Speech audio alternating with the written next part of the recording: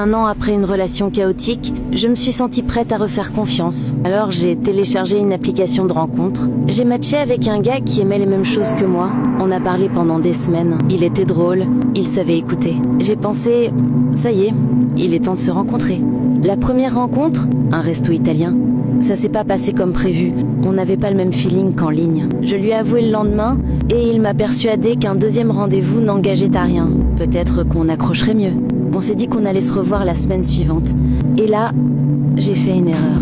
J'ai accepté de le voir chez lui. Je lui faisais confiance, même si l'alchimie n'était pas là.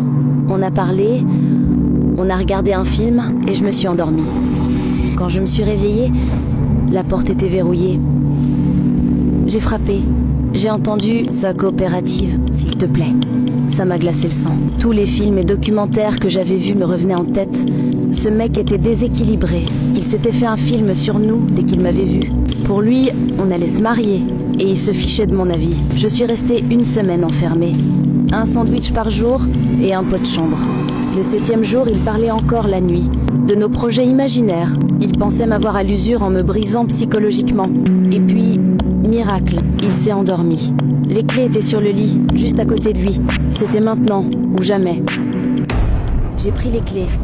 Je les ai serrées fort dans mes mains pour ne pas faire de bruit. J'ai réussi à sortir. J'ai foncé au commissariat. Il a été arrêté dans la nuit.